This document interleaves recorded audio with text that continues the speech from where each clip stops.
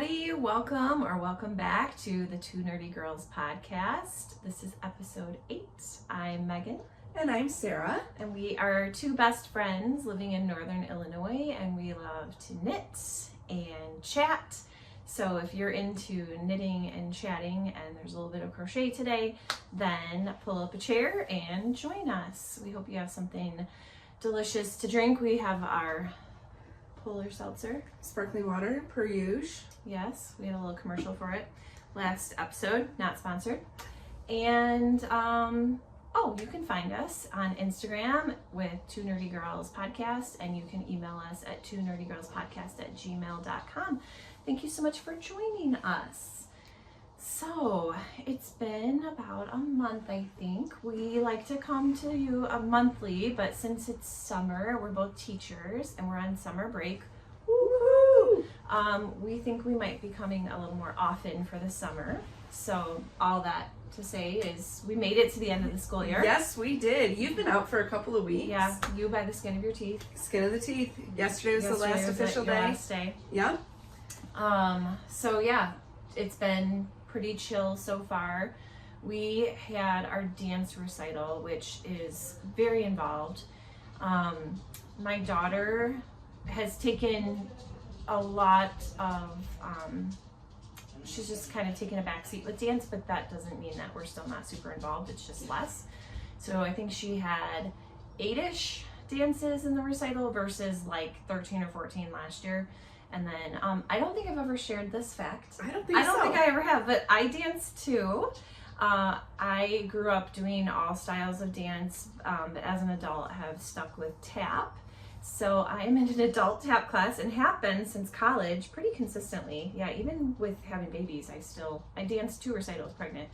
So sometimes we compete. So I have competed in the past in the adult portion, the old lady division, but the last couple of years I have just done the recitals. So I danced in the recital, so it's a lot to juggle as the dance mom and the dancer, but we had like 3 days worth of stuff between like picture day, dress rehearsal, the actual recital, so that's always a relief when that is done. Yes. I mean, everything went great. It's a great experience. It's just a lot. It's just a lot of moving parts and chaos and nerves. I mean, like, I've been dancing my whole life and like I'm not scared to go onto stage, but you know what, I don't want to mess up. I don't want to make a mistake. I don't want to look like an idiot. So right. But we did a great job. We danced to Robbie Williams' cover of Putting on the Ritz, and it was more of a traditional Broadway style tap. So anyway, how about you? What have you been up to? Well, like I said, I finished school officially yesterday, which was delightful. So now we're getting ready for summer vacations. I have a work conference coming up in a couple of weeks, but I get to join you as a dance mom, more or less. That's exciting. My daughter auditioned and made the high school dance team. Very exciting. So it is completely out of her comfort zone and yeah, completely out of an expectation, so it will be a whole new world for everyone. And my daughter is the opposite. She has been dancing her whole life. She started when she was about 2 years old, and she does not want to do the high school dance team because in Illinois, the IHSA rules are that if you compete with dance with your high school, you cannot compete with another dance. So, and she didn't want to leave her regular dance school, so she has no interest in joining the dance team. So that is not a road we will be going down. Yeah, it was not an expected road. She came home one day, and so first of all, she moved high schools on April 30th, was her first day at her new school. And she came home and she's like, I think I'm gonna audition for the dance team. And I said, oh, okay, that'll be great. And then the next day she's like, auditions are tomorrow. I'm like, all right, so. And had only had a little bit of dance when she was little. When she was little. It's been a while. She danced in kindergarten, but, you know, she does have some sensory issues and dance can be overwhelming. So we had stopped for the time being, but it's something that she really wanted to pursue further. And apologies for the background noise. Apparently someone's having some there's some sort of truck noise happening. Tree work happening outside of the house, so So I hope that's not coming across super loud on the audio. All right, what else have I been up to? My daughter turned 16 in the spring, and she has so far not been like super pumped to drive. I don't really know what's going on there. She doesn't express that she's scared or nervous. I mean, she might be, but she just isn't driving. So we just kind of stopped pushing her on it until the summertime. And to be fair, she is in school, she's working, she has dance, she's in band, she's doing all the things. And her excuse is that she doesn't have time. And to be fair, she doesn't have a lot of extra time, but it's also like down here on the priority list. So we've been pushing her to drive more. That's been terrifying. So I've done it with 2 boys already. So, all right, sorry for the little delay. We decided to close the windows and see if that's better. It's some stump grinding action happening outside. So it will continue throughout this whole episode. So we apologize in advance. But like we have said since our first episode, this is our real life. Yep. It's noisy, it's messy, and yep. we just kind of bring you into it. So, all right. So, yes. So going back to the driving, I have a 20-year-old and a 19-year-old, and driving with them was some of the most terrifying experiences of my life.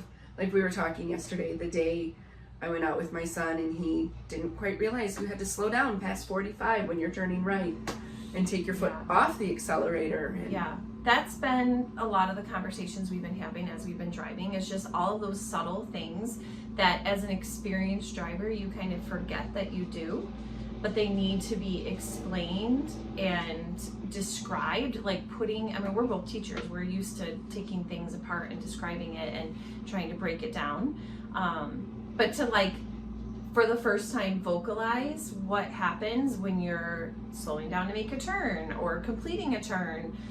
All of those things are, like I had never had to verbalize it before. Right. So, and she's not a reckless driver. She is very cautious, but there's also just things that I kind of assumed that she would just know, and she doesn't. And she's gone through the, like, in class, like, sit in the seat, have the driver instruction. She's had all that. But it's different when you are actually doing it yourself, and she's gonna get there. And any of you that have teenagers and you've walked this road before, or you've driven this road before, you can give me some pointers or some reassuring advice in the comments. We're gonna get through it. Everybody does. Everyone does, and it'll be okay. Yeah, it'll be okay. It'll be fine. And just a reminder that this year we are endeavoring to knit from stash more, because there's lots of yarn to be knitted here, and mine is very similar. I even have the same shelves. It has not stopped us from making purchases. I think the podcast has kind of enabled us in that. Oh yeah, because we have to have something new to show. So yeah, so but thanks for enabling us. We've been more conscious of it. We have, and we are willingly like, you know what? It's Saturday. The day ends in Y. I'm gonna pause my yarn diet. Yeah. And buy some more. Right. So anyway, because we've done some fun yarny things. Yeah. That we would have done anyway, but it also is fun to talk to you guys about it too. So anyway, what are you wearing today? Today I am revisiting the Odyssey shawl. So we talked about this last month when Megan wore it. So just the 3 different colors. Mine are pineapple yarn. What do we say? So it's poolside? Yeah. And then the Glow Club, and then this was a Sun Club. And so put it all together. Blues are my jam, so that's what we went with, and it has that, the picot edge and the lace work that just... Yeah, it's a good one. It's just a good, solid... I would make that again. I would in a heartbeat. I actually have bought the yarn to do it. That's right, I do. But I used one of the colors in my Molly Cowl. Okay. Yeah. And I am wearing the Transfer Point shawl by Casey Herlihy, and it's 2 colors, and this one is called Guava and Fig from Pineapple Yarn. It was a Glow Club, her yarn and candle club, and then this one is a regular color that she carries called Nutmeg, and I used a size 7 needle. There's a lot of slip stitch. I don't know if it's, yeah, you can kind of see it here. There's some slip stitching. I would totally make it again. It has a really beautiful I-cord edging to it, which just makes everything so clean and crisp and neat. I only needed 1 skein of this, but I want to say I dipped into a 2nd skein for the Nutmeg. That feels right, but I am uncertain about that. I love it. I think I might have to make one of those. It was great. I would totally make it again, especially because we have so much DK. Shawl, or is it? It's a full triangle. It's okay. Not a super wide or deep one, but I just have it, you know, just tucked under. Yeah, it so looks that's like about a how much. nice bandana style. Yes. And then if I'm wearing it to school, I have one of those shawl wrap things that I just put along the side to just kind of keep it together, or I might move it to the back, it depends. So, and it stays put. I really like that. So, thank you. It's gorgeous. All right, so now we are going to move into finished objects. I just have one finished object, but I have been doing a lot of crafting. So I will show you my finished object. I started and finished these in the time since we last podcasted, so it's not a project that you've seen before, but it's one that we talked about briefly because we had purchased the yarn, I think back in January-ish or something. Yeah. So technically we did knit from stash, but it's pretty recent stash. These are the Waiting for Winter mittens by Susan B. Anderson. They're a worsted weight mitten that you can do with any worsted weight yarn, but how we were inspired to make these was Wool & Company, our local-ish yarn store, had this in an email, and they used Noro Kurion and striped it. So it's just 2 row stripes, and it's 2 different colorways. So I used color 479 and color 421, so they just have generic number names. And they fit really well. Obviously with mittens, like, well, with anything with knitting, you can make it fit what you want as far as length.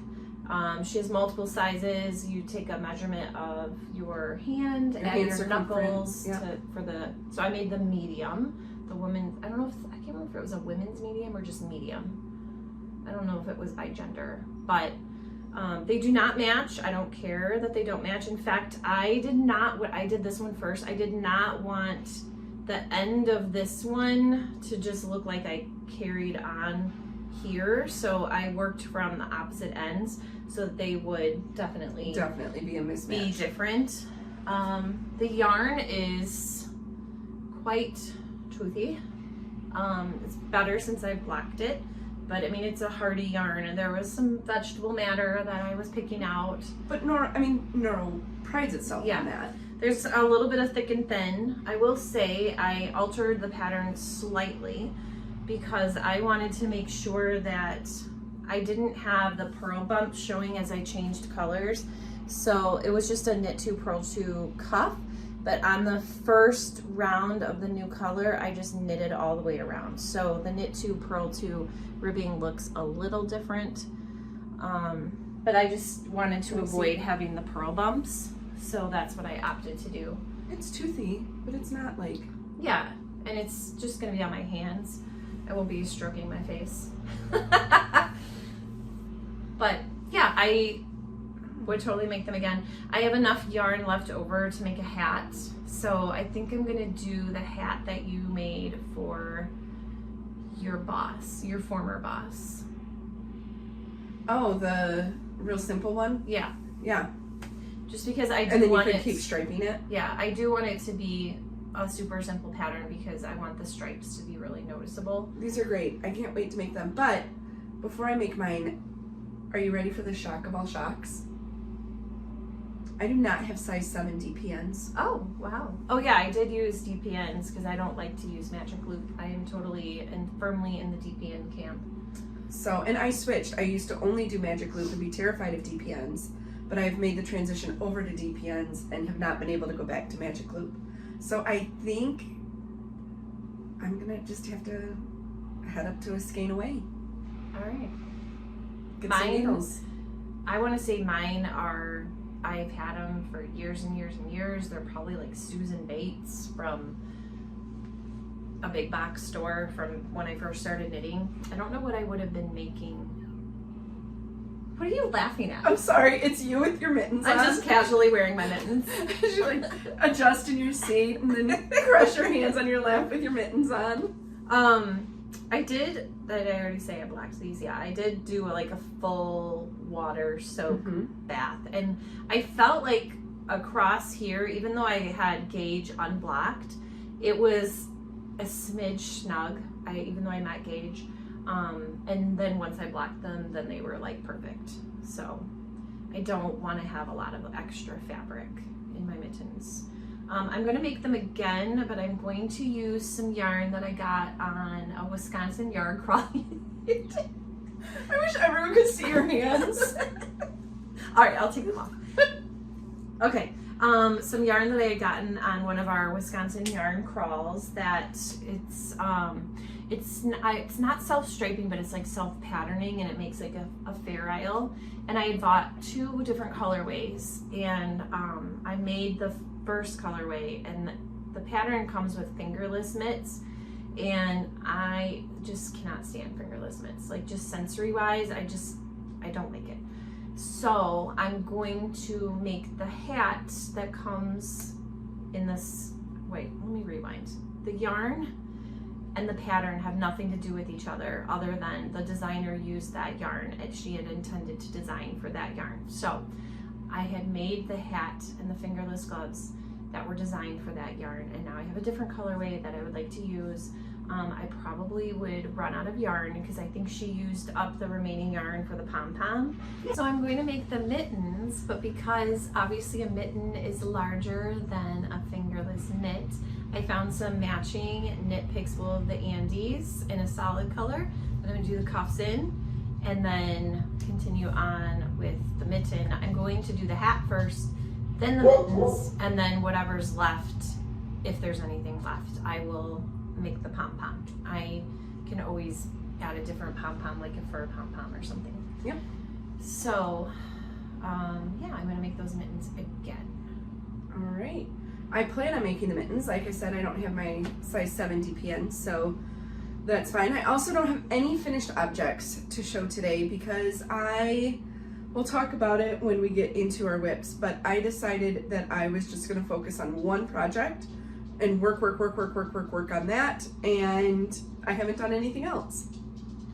All right, so then why don't you start, well, we could do the same, the one that's the same. Okay, so pull out our Hey Sailor. Yes, let's do that. So I actually have moved beyond the ribbing. Okay. And this one has not been my favorite thing to work on. I will say once I got the pattern in my brain and didn't need to keep referring to the pattern, it's been better. So it is just such, I kind of do a few rows a day, you know, just to get some work done on it. You've done a decent amount. But this is the Hey Sailor by Andrea Mowry. It's a mosaic knit. You use a main color and a contrasting color.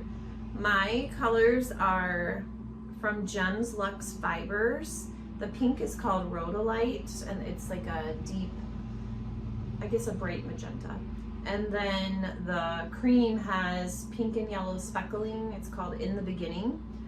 So the ribbing is done on a size 1, and then the body of the sweater is done on a size 3. So, you know, it's moving along, but it's 300 and something stitches on fingering weight. It's gonna be slow. It is. And it it's is. a little and tedious. It's not a race. Nope. Embrace your pace. That's Quote right. Stephen West. That's right. When we were doing shellography, that was one of the greatest lessons. So I'm currently here, but seeing as how last month I was still just a smidge into the ribbing, I'm happy with where I'm at, but mine is 369 stitches. on size 3 needles with fingering weight yarn, so it's time consuming. Yeah. But love your colors. love the stripes. I'm still a little worried about the colors. No, I think it's gonna be awesome. I'm really afraid that when I put it on, I'm gonna look like a construction barrel. No, you're not. No, I really that love people your will colors. swerve out of the way to avoid hitting me. Stop. I mean, I'm a little nervous, but I wanted love something it. that was kind of fun and summery. Yeah, no, it's gonna be awesome. And like I've said before, what I'm really looking forward to is finishing it Yeah. and going to the button store to Yes. find buttons. Maybe they'll have construction barrel buttons. Oh god. And I can just embrace the road construction Oh theme my here. lord. But I am using Cascade Heritage in colors 5682 and 5790 with my size 1 and size 3 needles. I have always been more of a product knitter versus a process knitter. There have been times where I've enjoyed both equally, but this is one where I definitely want the finished product, so I like persevering.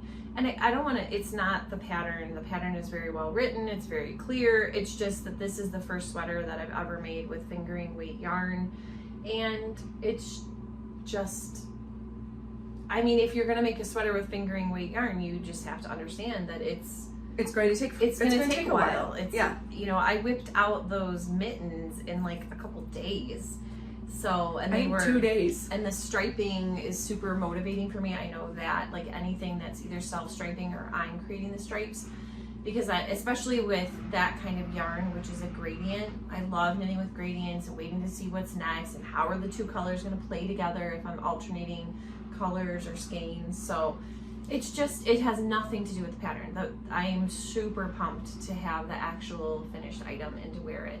It's just a bit of a slog, and I just need to keep going. We need to embrace the process. And I mean, it would be great to have it done by the end of summer so I could wear it to school, but I don't know. I cannot set that expectation for myself. That's gonna happen. We'll see. Now that I'm not consulting the pattern every time to like check to see what row I'm on, and I understand how when you're sliding, when you're turning. Yeah, and how just all of it plays together so much faster, honestly. So that's what I grab it when I'm sitting and waiting for my child during activities, and so then I'm like forced to work on it. So anyway, what's your next whip? So this is the whip that I have been working on nonstop. Whenever I have a minute to knit, this is what I've been knitting. I have even done some red light knitting with this project. And I have to be honest and say I've reached the frustration point with it. Obviously I'm gonna keep working on it, but it just I have miscalculated some things and it has just been frustrating me. I have a mess here. But it is the Pearls of Wisdom sweater pattern by the Fiber Company. I'm doing it as a fade, as I've talked about before, with a bunch of different yarns. So I have some hedgehog fibers in here, and then I have a ton of pineapple yarn. So here is where I'm at. So I was on, all of my colors are lettered, so I was on color E. So I have gone to F and G. I have finished the sweater body, and now I am doing the sleeves, and the sleeves are eating yarn like nobody's business. I don't know why this one is so different from my other fade, but I have totally misjudged the amount of yarn that it would take. And I weighed every ball of yarn so that I would be able to split it between the two sleeves, and I have gone over every single time. So fortunately, 2 of the colors Megan has, so I can have 9 grams of her colorways. I did not wind them yet, so if it's okay, I'll bring it Monday. That's fine. Do you need it like right? No, because it's just, you know you're gonna need it. I am here, and my husband bought a new car yesterday. It took 5.5 hours at the dealer. It always takes forever. I don't understand. So why. I finished this whole part yesterday, but then I didn't have my next color with me, so I'm gonna do that. But in the ongoing saga of this sweater just being more than I bargained for, I realized that Hedgehog Fibers DK has less yardage than Pineapple Yarn DK. Okay. And I am significantly short on one of my colorways. So no problem, went online, Wool & Company still sells it. So I ordered a new one and then received an email that it is a custom order from Ireland and it will be here in about 8 weeks. Sweet. So I'm gonna get as far as I can. I'm gonna get as far as I can on the next sleeve, and then this will pause and I will continue to work on it. But I am happy with how it's turning out. It's just a lot more yarn than I was anticipating. Are you doing full sleeves? That is what the pattern calls for, and so that is what I was anticipating doing. Okay. So, but I do want to, I'm going to put some pearl strings on it. I want to try it on and see where the sleeve is hitting me. Because my last fade, I tried to do 3/4 length sleeves because that's my favorite length of a sleeve. Yeah. And I ended them at the elbow because I don't think I ever put it on my actual body. Like I was just like, it always needs to be longer than you that's think. about a 3/4 length sleeve. And no, it's not. It is an arm. This is not my armpit. Elbow. It's elbow length. So it doesn't look terrible. I just wish that they would have been longer. It's not what you had wanted. So. Right, but it works. I mean, if I truly hated it, I could rip it out. But I don't. So this does call for the full sleeve. So this is the whip that I have really been focused in on. Yeah, you've made a lot of progress. So I have really, really, really been working on that. And I gotta be honest and tell you, I'm kind of looking forward to switching to something else, even if it's not done. Right. Just because that, like, and we're used to focus. I like skipping around. Yeah. So the next one I have talked about many times. It's my Hue Shift blanket. I have made the rainbow version in the past, and this one I picked the colors myself. I brought all the quadrants. I finished the third quadrant. I've shown it a couple of times. I'll show you the finished quadrant. It's this one. So, and I think it goes this way. Yeah, because the lighter colors move to the center. So I think this is, like, if you're looking at the blanket, there's one down here, there's this one, there's one opposite this one, which I have completed, and it's the fourth one that would go down here that I need to start, which will be all the same configurations as this, but just like twisted. So I just need to get started on it. But I love your mitered squares. They're so neat and precise. Thank you. I have a ton of ends to weave in. Didn't do any of that yet. And then I brought the other two quadrants. So I've talked about this before, where the solid ones, so the solid ones that move from corner to corner, it's all laid out like a grid. So like as the two solid colors come together, like if you followed with your fingers, then those are the two colors that combine. So this is like one grouping of colors, and then this is the other grouping of colors. So this is like one set of colors, this is another set of colors, like no color in here repeats in here. And then where these solid, you hold it up a little higher, where these solid ones cross with these solid ones, that's when you get these combinations. So the pattern has it all like laid out for you, and you know which ones you should use for each square. I love, like, these colors are like my jam here. I love pink, and it's obviously pink is like a star in this one. So I did lay them out, the three, so I could just get an idea of how they're working, and like I'm happy with it. It looked really great. I'm excited to see it finished. The one that I already have finished is very heavy. It's very cozy. It's like satisfying to have it laid on you, you know? Almost like a weighted blanket. Exactly. So the goal is to finish this bit by the end of the year. Hopefully I will do that. The border is a slog. The border is, you have to pick up and knit stitches all the way around. And well, I mean, you do like a strip and then a strip. I think you do the long strips, or maybe it's the short strips, doesn't matter. And then it's all like just garter. So it's a lot. It takes a while. Like you're picking up like 200 some stitches on just one side. So, but it's fine. It's like a mindless thing once you get the stitches picked up, and it's very satisfying. And the border is going to be like a deep wine red. So it's not going to be any of these colors. It's a totally different color, but I think it'll play well and it'll be kind of its own accent. So that's what I'm doing.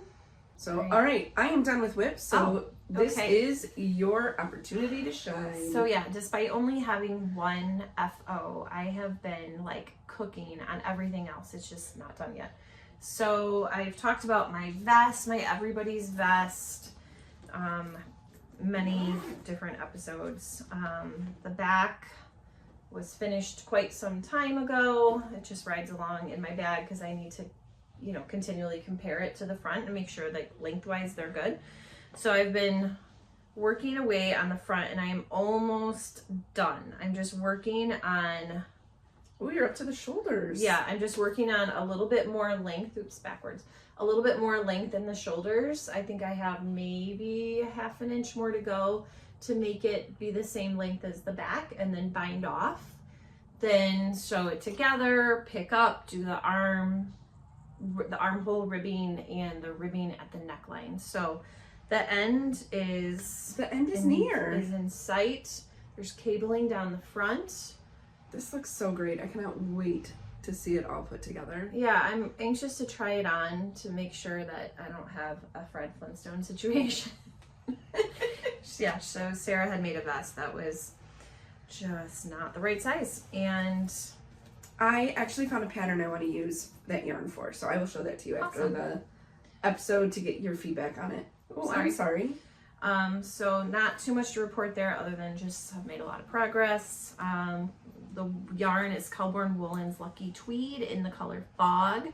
What the camera probably doesn't pick up is that because it is a tweed, obviously, it has little tweedy bits in there of purple and blue and green. The overall color reads like a very, very light grayish green, but the little tweedy bits are great. So super excited to have that almost done. Have to wait till the fall most likely to wear it. It's heavy. Yeah, it's worsted. No, it's Aran. It's Aran weight yarn, so it's a thick one. Let's see. The next thing is another new project. So my son and I were talking about making him a blanket. So I'm gonna pull it up on my phone because it's one that you kind of just need to see to kind of know where I'm going with this. It is called the Granny Square Mario Bedspread by Russ McAllister. And you really only need like the picture. If you already know how to make a granny square, like you can make any kind of granny square because there's so many different ones. It's really like the placement that you need. So that's what it looks like. My son and I saw another person's project where Mario is standing on grass. So we decided we wanted Mario to stand on grass. So it is 252 squares. I have exact counts of how many squares I need for each color. I am using Knit Picks Brava Worsted. I didn't remind you that my Hue Shift blanket is Knit Picks Brava Sport. I love their Brava yarn. It's just a high quality acrylic, and obviously if I'm making a blanket for the family or for a child, I want to use acrylic. And I choose the Knit Picks Brava because it comes in so many colors. Has a huge palette. And he picked the exact shades that he wanted. So that's an acquisition and a whip at the same time. So I have 26 out of the 252 squares done. And what I chose to do is work until I ran out of yarn I only bought one skein of each color, which I will definitely need way more than that, but I didn't know how many squares I would get out of a skein. So I just ordered one of each color so I can gauge and then I can order. I'm not worried so much about dye lots because with Knit Picks that hasn't generally been a problem. Even with years yeah, of gap. with their commercially dyed yarn. They do have some hand dyed yarns that would be different, but so the yellow was super easy because it's just his buttons. I only needed 2 of those. So I'll be using a lot of my leftover yellow for a border. And then I was able to get 12 squares out of the red, but the green was kind of disappointing. There were a lot of like knotted ends. And I don't know if that's what made the difference, but I only got 10 completed squares out of that skein. Wow. And then I have partial for the 11th skein, but like I was able to get 12 out of the red, but there were so many knots, so I don't know if that made a difference, and I actually ended up getting shorted on yardage. So, because obviously with all of the different knots, that's new ends that have to be woven in, and you obviously leave a length every time, so. Yeah. And then I started, so I used up all the green, all the red. I only needed 2 yellows, so obviously I have a lot of yellow left over. I started the blue last night. So I did 2 blues for the sky. And this is going to be a good example of one of my acquisitions. I'll just talk about it now since it's pertinent. I bought one of those granny square blocking boards and I'll show you it in just a minute. But this is unblocked. And then, yeah, so the size is somewhat different, and obviously the blocked one just is opened up just more, opens, yeah, and it just lays a lot flatter because I'm gonna have a heck of a ton of seaming to do, which I'm down with. Like finishing work doesn't bother me, like weaving in ends, seaming, it's very satisfying because it just looks so neat and tidy when you're done, and like clipping off those ends. And I did all the weaving in as I went so that I would not have to deal with that. Now normally I wouldn't do that, I would wait until the very end, but given the huge volume, I did not want to be left with 252 squares that all of a sudden had to be. Yeah. And because they're getting individually blocked, I usually clip ends after blocking and like on a garment or something else, just because, you know, as you're stretching things, you just want to, extra. Yeah, I just want to leave myself always a safety net in case there's an issue. It's just like a superstition, I guess. But since these are all getting blocked individually, that part doesn't really matter.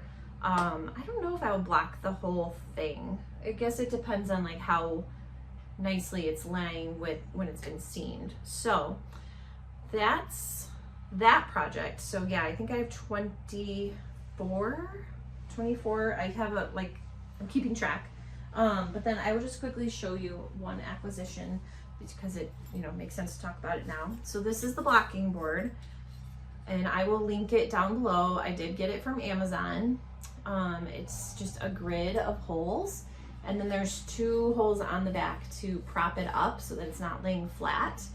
And then it comes with all of these metal, I guess, rods that you can configure however you want on the grid of holes to block your squares. So obviously I'm just doing a traditional granny square, but you could do anything.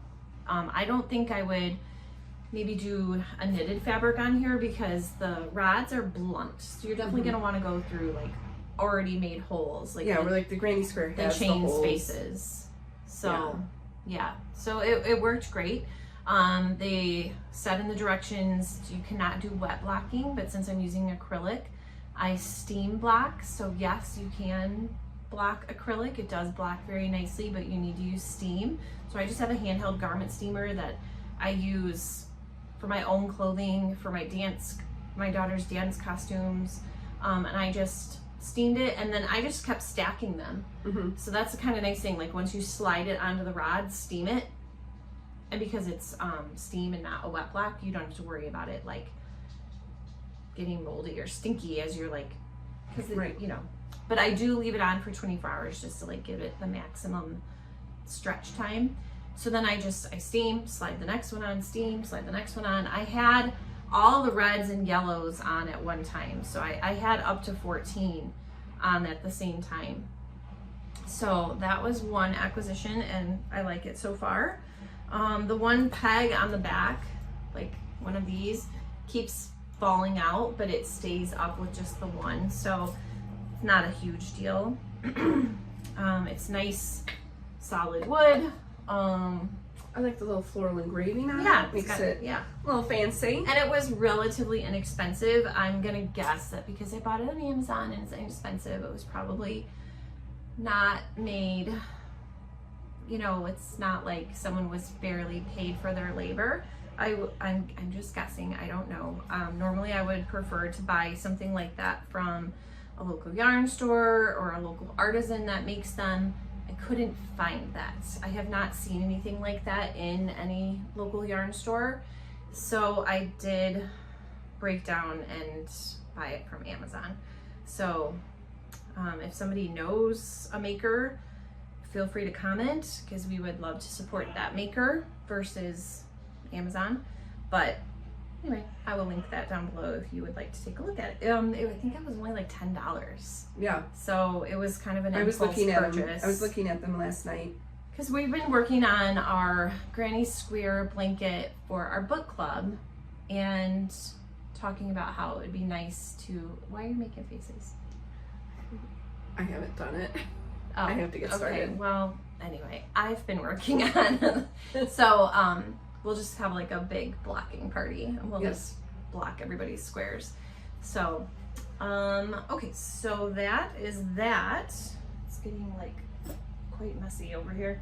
And then I talked last time about an acquisition I had made with the Amigurumi animal books.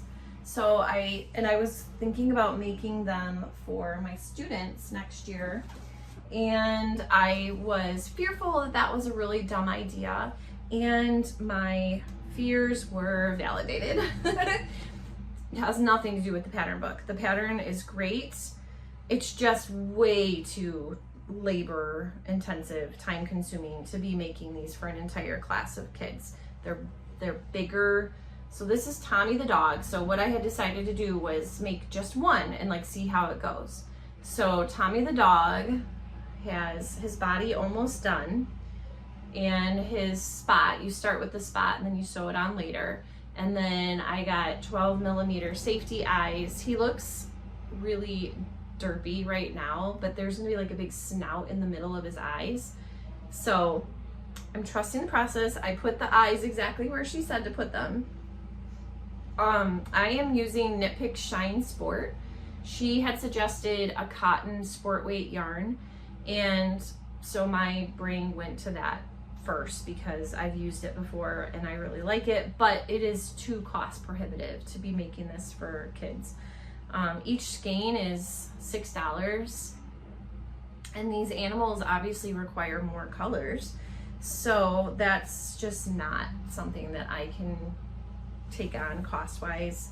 I've already used, I'm in the second skein of the cream, but then the other colors that I won't need the whole thing, but like his spot is called Coffee, the Knit Pick Shine Sport, then the blush will be the little dots on the paws, and then of course you need black for his nose, and I can't remember what else. You know what, I'll just show a picture.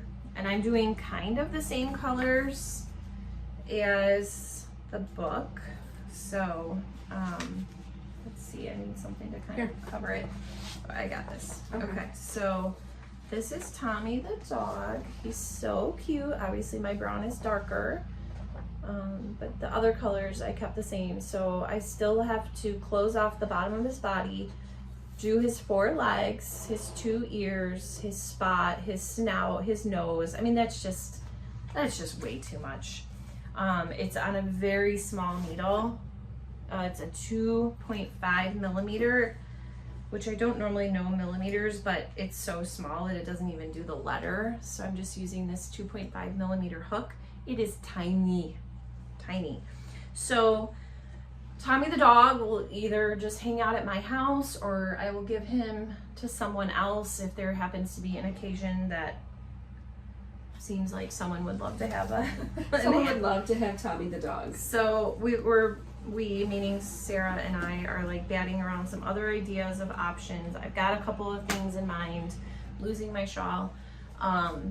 And so I will talk about what that's going to be when I'm ready to make a decision on that. Again, I wish I had known this sooner, but there was just a lot of other factors in play that I didn't know about. So I think that is all of my whips. So I have been like cooking away at all of those. Tommy, he's kind of taken a little break because I was just tired of working with such small yarn and small hook, but he'll get back in the swing. So acquisitions, what things have you acquired? Well, last weekend, was the Arkansas Yarn Co. It was their 6th birthday celebration. So Knit for Brains was down at selling some bags. So there were some exclusive bags online that we were able to snag, and I am so excited. Obviously, we did not drive to Arkansas, so thank you. Shout out to Laura and Lori. So Laura is the bag maker, and Lori is the owner of Arkansas Yarn Co., who like put all of this stuff online for us to be able to purchase from them. Yes. So if you remember last episode, I talked about my large Christmas Care Bear tote that I love for a sweater project. This has 5 skeins of yarn and my project, my needles, everything in there. I love it. And I wanted some new ones that weren't just Christmas. So I ended up splurging and getting 2. So I got this rainbow bright one, of course. And do you have that fabric but in a different fabric? It's a new fabric? It's a new fabric. Okay. It's very similar to right down there, right behind you. Yeah.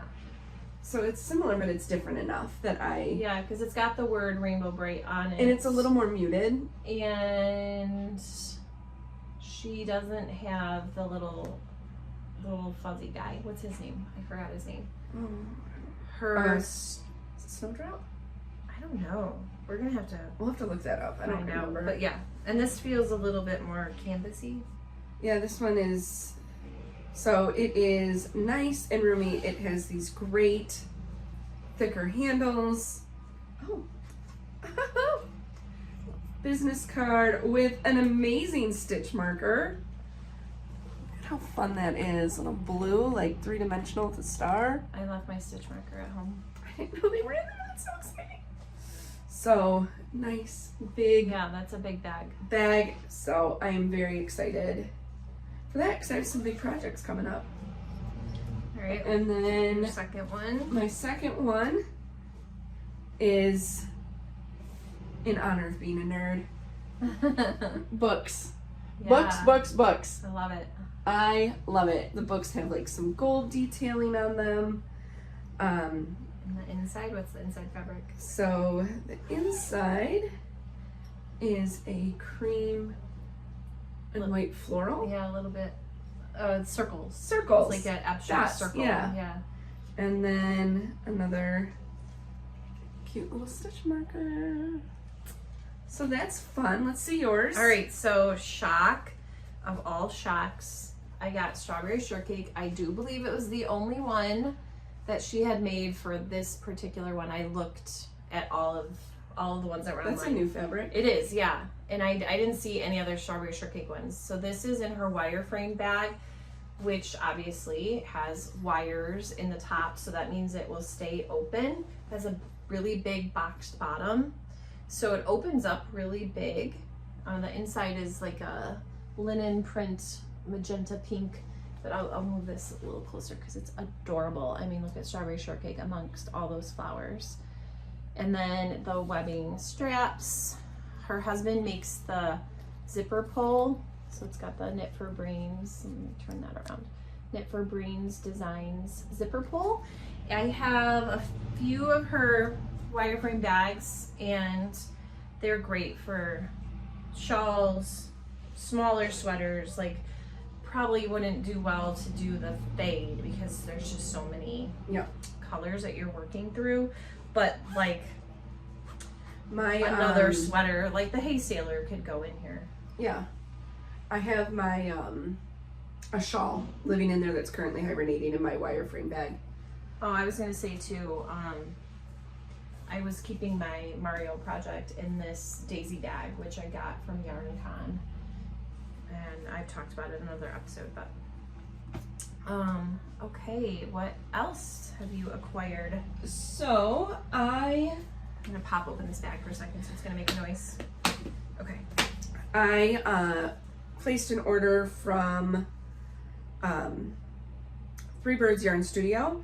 It's where I get the majority of my faux fur poms. Originally I went because I have, can you grab that yellow? Mm-hmm. I have a hat that I want to make out of this. This is Hedgehog Fibers pollen. And I wanted a pom. That's a good name for it. I wanted a pom for it, and I wasn't sure what I had here, what I wanted to go with, so I went online and just placed just some orders for some faux fur poms from there. So I have, could work with a lot of colors. Yes. So I have emo. You remember the names of them? Emo. Just a nice solid black. Yeah, that's great. I have cinnamon. Ooh, that one's really pretty. Which looks like this. That's fun. This one is lichen. Here. I'm liking it. And this one is Aurora. Like Aurora Borealis. Yes. Yeah, I can see that. So when you take them out, it looks like a bad wig. yeah. That they. So like it does someone's have really bad toupee. And I mean, that happens with shipping, but there are directions that come with them to fluff them up. You can run a hairdryer over them for about 5 seconds and then give them a good shake. So that's what I do with all of them. Yeah, but even just when you shake it out, it looks better. Now, she's somewhat local, right? Yes. So the mailing address is Grays Lake, Illinois. So northern Illinois. Yep. Probably about an hour and a half drive from where we are. But while I was on there, I also did a slightly impulse buy because I had someone ask about a hat in the Rasta Matisse blue, like I had made a previous hat, and I just wasn't sure if I had enough. I didn't want to weigh it, so I was like, I'll just get another skein of it. And she had it paired with this pom, which is Pinata. I like it. And ooh, it is amazing. She is so good. To pair it back with this one, I just think is so fun. Totes. What pattern are you gonna? I can't believe I just said that. Sorry. Totes. What pattern are you gonna use that for? I think I'm gonna do another Apricity beanie. Okay. Just because I like the simplicity of the lines on it. That's the one with the cables. Yes. Okay. Yes, that I made for our professor. All right. So in my Knit Picks order of the Bravo worsted for the Mario blanket and the Knit Picks Shine Sport, there was a pattern that was on the Knit Picks website that I was eyeballing. It's called the Glennis Bandana Cowl, and if I put these down and then pull it up, I'll show it to you. So it requires a skein of their chroma fingering, and then a skein of their bear, the chroma bear. So you use those together. So this one has, obviously you can see on the outside greens and blues, but in the inside is pinks and purples. I love like an ombre or a fade yarn. So that I kind of fell victim to. While she's showing you the next thing, I will pull up the pattern so you can see how cute it is. Go ahead. So this is May's Broadway Club from Lolo Did It. This is Fiddler on the Roof, and appropriately enough, the mini skein here is Matchmaker. Matchmaker, matchmaker, make me a match. Find me a find. Catch me a catch. Finish it. Sorry. And so this is a fingering weight. I love the brown speckling in the orange. As I've said many times, I'm currently in my orange era. This is super fallish. It's I love beautiful. It doesn't scream like Fiddler on the Roof to me, but in and of itself, it is a beautiful skein of yarn. To me, it looks like the cover box of the movie. Oh, okay. With the sun and the roof. Okay, that makes sense. The roof, the sun. Yeah. And so I'm excited about that. My dad just messaged me yesterday and asked if I would want to go to a show, Broadway in Detroit. So we're gonna go see Beauty and the Beast this fall. Oh, cool. So I'm very excited for that. And to make something to wear. I think I actually have Beauty and the Beast. You do. So maybe I'll make a shawl to wear for that. Yeah. Oh, maybe I'll have to start a new project. Oh no, not that. Okay, so this is the Glennis bandana cowl. They obviously used black and a more rainbow colored one, which I equally love, but I decided I wanted to do the pinks and purples. So it's just so cute. Obviously you can see I like stripes. So it was... Is that more mosaic knitting? I don't know. Oh, and I bought the pattern too when I checked out. So TBD on that one, but I love it, and the yarn has a plan. It's not just sitting in my stash. And that is it for me for acquisitions. I already showed my blocking board. So yes. So now we'd love to talk about what we've been reading, and hopefully you like to listen to that. If you don't, I guess bye. We'll see you next month. But if you like to hear about what we've been reading and watching, listening to, then here we go. Here's the next section. All right, so our book club book for this month is called The One by John Mars, and that was chosen by a different member. It's not one of our choices, but we both started it. I am listening to it because that was the quickest way I could get a copy of it. And I have barely dipped my toe in because that's a Kindle Unlimited book, so I have free access to it. So you're not under so I'm not under a deadline. Yeah. But the Midnight Library, I've been waiting for months for that to come in on my Libby really liked account. It came in, and I am loving it so far. Loving it. I love the concept. I love the character. I love all of the different ideas behind it. I really am enjoying it, and I was a little nervous because it's by Matt Haig, who 2 book club books ago was How to Stop Time, which I really enjoyed. You did and not. I did not. I liked it. Yeah, I liked you it. Didn't. It wasn't like I will never trash. reread it. I will never I didn't DNF it. I read the whole book. Yeah.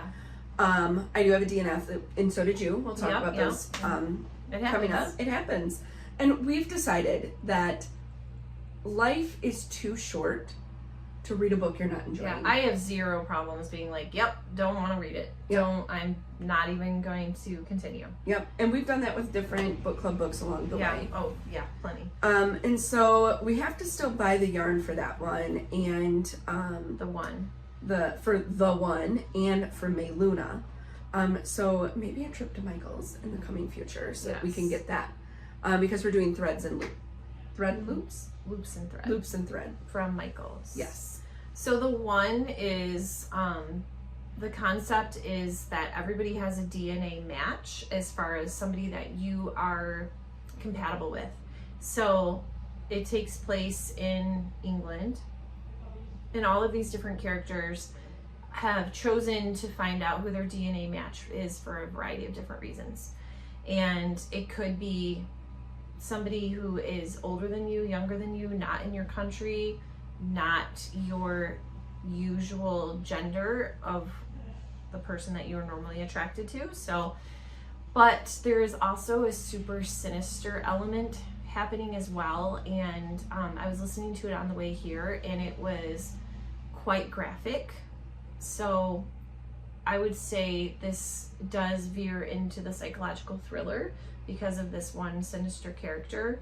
He's a bad guy. So just know that going into it. That's the only reason I'm bringing it up. So I also am currently reading James by Percival Everett. I mean, everybody raves about this book. It is a retelling of Huck Finn, right? I don't know that I would go with retelling. It has the characters of it. I wouldn't necessarily go with a full-on retelling. Maybe a reimagining of the characters. Yeah, and it's from the perspective of Jim. Yep. Couldn't remember if it was Jem or Jim. The enslaved individual that's in the story of Huck Finn. I'm not super far into it because I kind of paused it to get the book club book going. But everybody loves it. You read it. You liked it. I read it. That's one of mine that I finished last month. I actually did the audiobook on that. That's what I'm doing. Is the audiobook. I was going to say, if you're not doing the audiobook, stop reading it. Do the audiobook. I'm enjoying the audiobook. The audiobook is fabulous. I might listen to that one on the way back just to like give them both some attention. Yep, that one was really good. I'm currently reading one called Memory Lane by Becky Wade. It was another like Facebook had it advertised. I'm a sucker for a Facebook ad. I will admit it. Not loving it. Don't know that I'll continue it. It's pretty close to a DNF. Oh, okay. I'm still reading Trouble in Paradise by Ellen Hildebrand. It's my print book because I try to do an audiobook, a Kindle book, and a print book.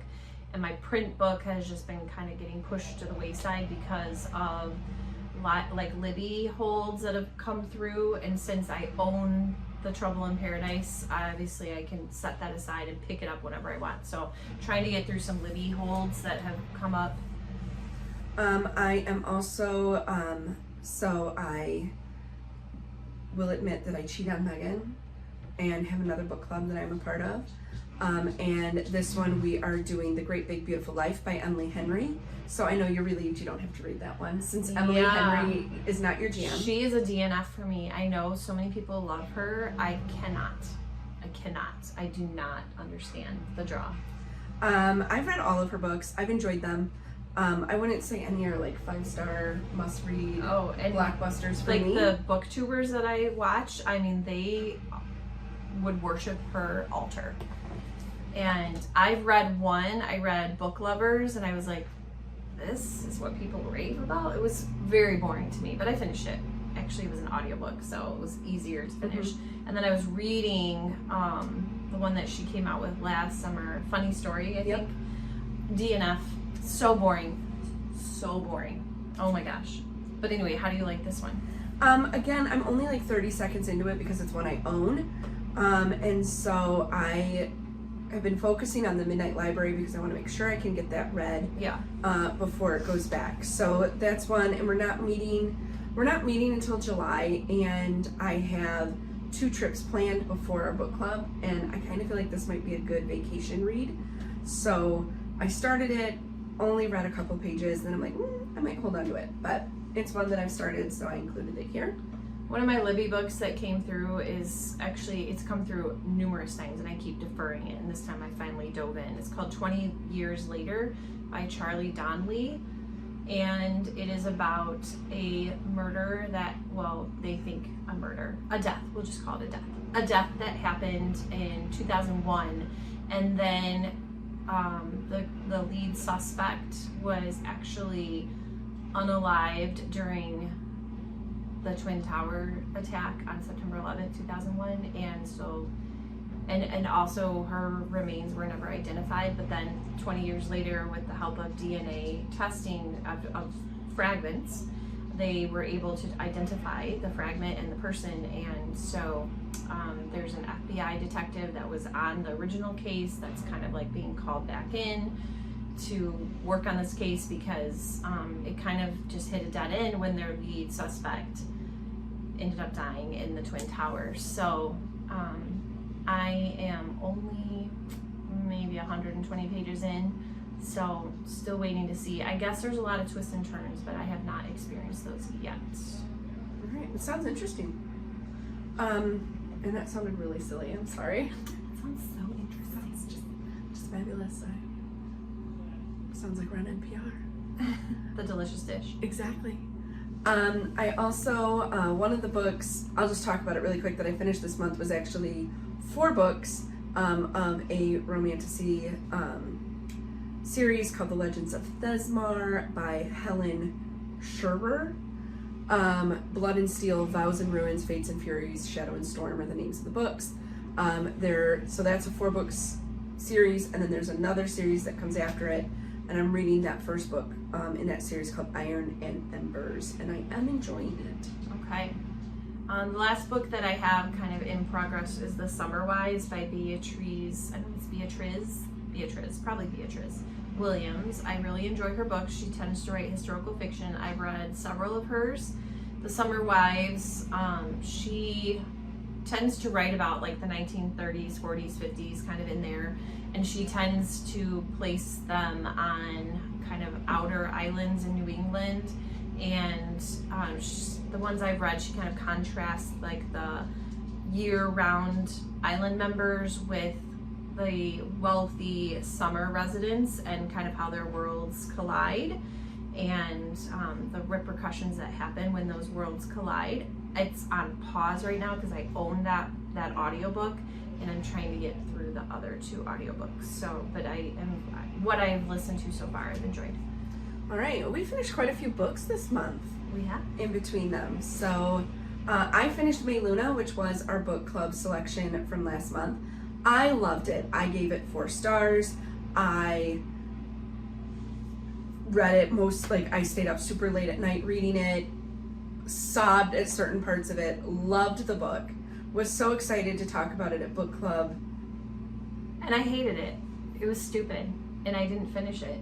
And I didn't even get that far. I think I got 90 pages in before I was like, this is exhausting. There was nothing interesting to me about the storyline. It was so boring. So it's just interesting. That's why we're in a book club, right? Because people have differing opinions, and we all can respect each other's opinions. Like, nobody is angry if I'm like, yeah, your book sucked. And I have definitely picked some flops. And what was really interesting is you were the only one who didn't like it. Everyone else was 4 and 5 stars. Everyone else loved it, so take that with a grain of salt. It's I didn't like the subject matter. You don't like that genre. I didn't. Because it's about a band. Yeah. In the 90s. And you are a big fan of Taylor Jenkins Reid, but you didn't like Daisy Jones and the Six. I thought that was fabulous. The drama of like the angsty band members with the muse, the female muse, and like it's just so like manufactured drama, and it's just annoying to me, and I just didn't like it. And like we said, there are so many books I want to read. I am not going to waste time reading something that is like a chore to read. Mm-hmm. So I was like, done, not reading that, returned it to the library, and don't feel one bit guilty about it. So continuing our discussion from last month about Roxy Noir, I read 2 of her books, The 2-Week Roommate and The 3-Night Stand. They are fluffy palette cleansers in between some other books, and it is not high literature by any standards, but if you don't mind a spicy little romp, I would recommend them. I read I Hope This Finds You Well, which somewhere that book was recommended to me, and I threw it on my Libby list, and it came through. It's about a woman who is very, very, very unhappy in her job, and you come to find out that the character is dealing with grief and depression, and this really is important to know. One, because if that's not something you want to read about a character's journey through grief and depression, you probably shouldn't read this book, but there are some funny parts. But anyway, she writes in her on her emails to her co-workers awful things about them, but she turns it white. She turns the text white so that they shouldn't be able to see it on a white screen, but it just makes her feel better to just be blah, and just say the things that she wants to say. She gets in trouble, and I'm not telling you anything that isn't in the description, but there is a glitch, so she has to go through sensitivity training, of course, but then and all of her computer activity is going to be monitored.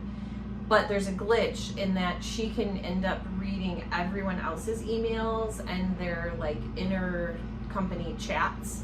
And so then that changes how she does her job and how she views herself when she kind of sees herself through the lens of other people. And she's really living like a pretty depressing life. And so you get to see her arc of how she gets through that and how she changes her life for the better. But like I said, there are some funny parts. There's a little romance in there. And I enjoyed it, so I would recommend it. I think I gave it 4 stars. All right. We had already talked about James by Percival Everett. I finished that, loved it. Would definitely recommend it to anyone. And like I said, the audiobook is fabulous. The narrator does a wonderful job, so I do recommend the audiobook for that. I gave 5 stars to a book called Broken Country, which I think is a newer book. The author is Claire Leslie Hall. It takes place in England. It is historical fiction in the sense that it takes place in a time other than now, but I guess the most important part of the historical fiction aspect is that it takes place in like recent history as far as like the 50s and 60s, so not like super long ago. But the reason it's important to know that it takes place in the past is because women had fewer choices then, and because of those lack of choices, it caused other things to happen. So that's why I'm putting it in the historical fiction camp. I really enjoyed it. I loved the characters. I loved the prose. I loved the storyline. I gave it 5 stars. It is currently sitting in my Libby holds with 11 other books. So as soon as it comes through, I will read it and we'll compare notes. Yeah, I hope you like it. I also finished with my class literally on the last day of school. Like, school was ending and we finally finished The Wild Robot Escapes by Peter Brown. It's the 2nd book in the trilogy, the Wild Robot trilogy. We all really enjoyed it, and I'm going to read the 3rd one with them because a bunch of them, not all of them, are coming back with me for 2nd grade, so we're going to read the 3rd one together. All right. I already talked about the Legends of Vesmar, good romantasy series. It is available through Kindle Unlimited, and it has some spice. Fair warning, if you're not into spicy romantasy, avoid it. It has a little bit of spice. I thought the story was interesting. It follows most of the romantasy tropes.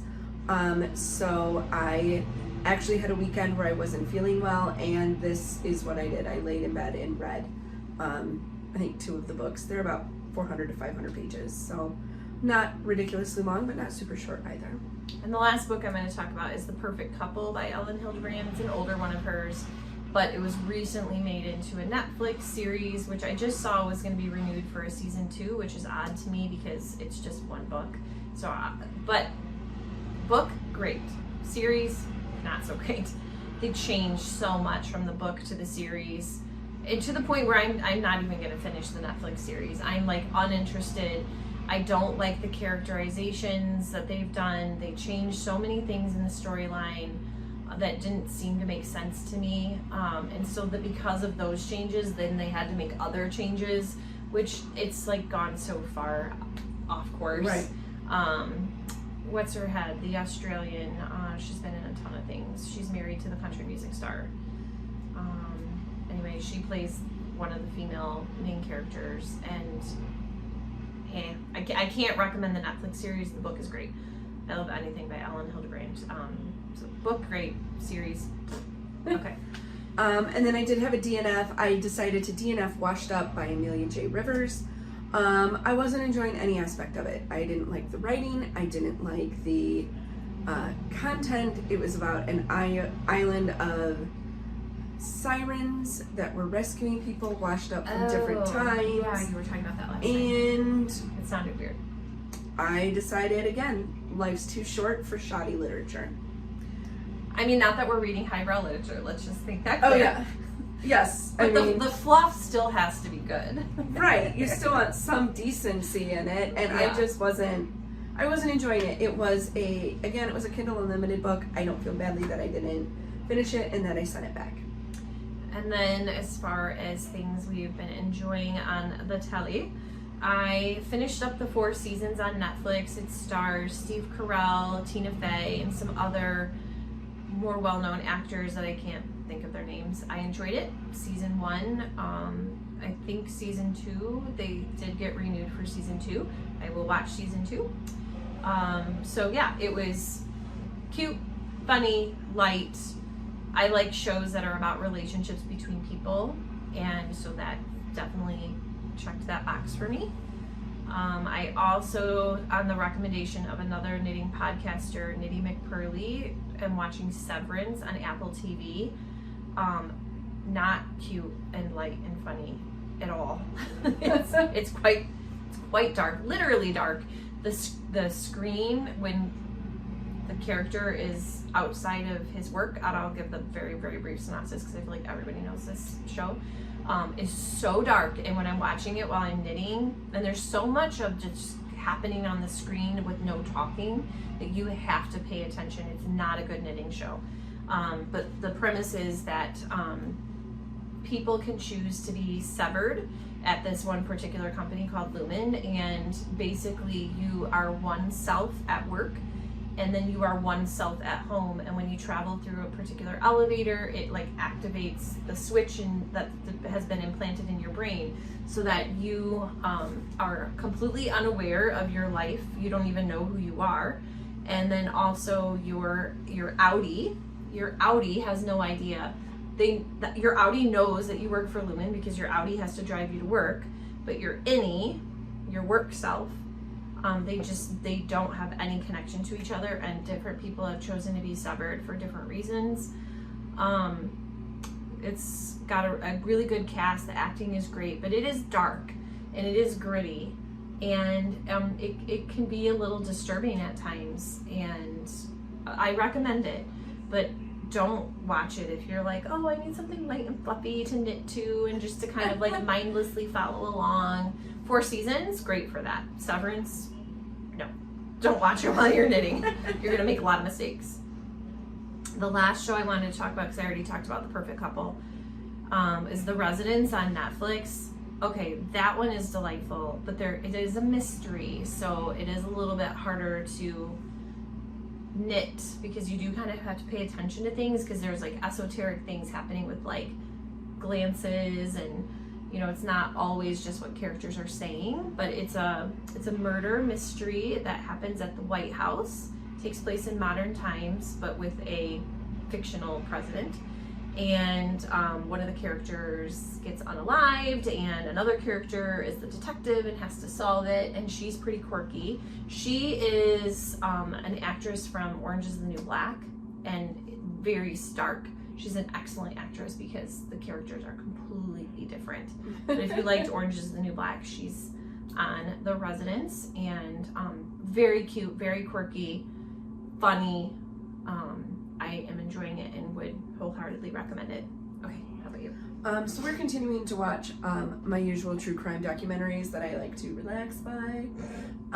So we're watching the ones we've been watching: Your Worst Nightmare and Disappeared. We also added another one called Fatal Family Feuds, and it is about people that are unalived due to a feud in their family. And so there's been some non-custodial issues. There's been like grandparents that want to raise the grandchildren, and you know, let's unalive someone is the way to solve really that. Warm your heart. Yeah, very heartwarming. And then the Lake Erie Murders, which is a true crime show that looks at different crimes around the Lake Erie area.